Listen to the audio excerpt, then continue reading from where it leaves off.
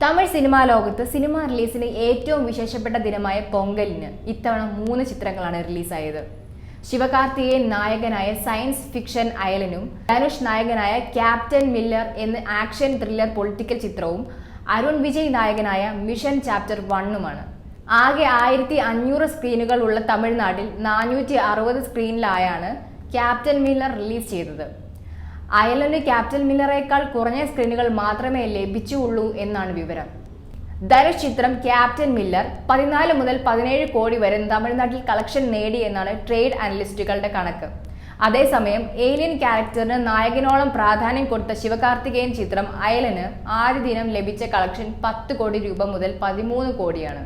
അരുൺ വിജയ് നായകനായ mission chapter 1 എന്ന ചിത്രത്തിന് 5 കോടിയിൽ താഴെ മാത്രമാണ് കളക്ട് ചെയ്യാനായത്. അതേസമയം മികച്ച പ്രതികരണമാണ് ധനുഷ് നായകനായ ക്യാപ്റ്റൻ മില്ലറിന് ലഭിക്കുന്നത് എന്നാണ് പ്രേക്ഷകരുടെ കുറിപ്പുകളിൽ നിന്ന് വ്യക്തമാക്കുന്നത്. ധനുഷ് പ്രകടനത്തിൽ വിസ്മയിപ്പിക്കുന്നു എന്നാണ് ആദ്യ പകുതി കഴിഞ്ഞപ്പോൾ ക്യാപ്റ്റൻ മില്ലറിന് ലഭിക്കുന്ന പ്രതികരണങ്ങൾ.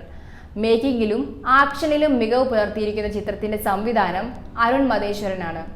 ബ്രിട്ടീഷ് അധിനിവേശ കാലത്ത് നാട്ടുരാജാവിന്റെ ഭരണത്തിന് കീഴിലുള്ള ഒരു ഗ്രാമത്തിന്റെ കഥയാണ് ക്യാപ്റ്റൻ മില്ലർ.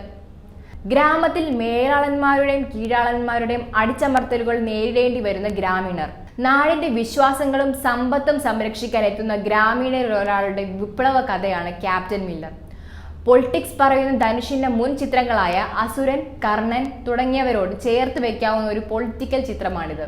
ക്യാപ്റ്റൻ മില്ലറിനോടൊപ്പം കട്ടയ്ക്ക് നിൽക്കുന്ന ചിത്രം തന്നെയാണ് ആർ രവികുമാർ സംവിധാനം ചെയ്യുന്ന അയലൻ.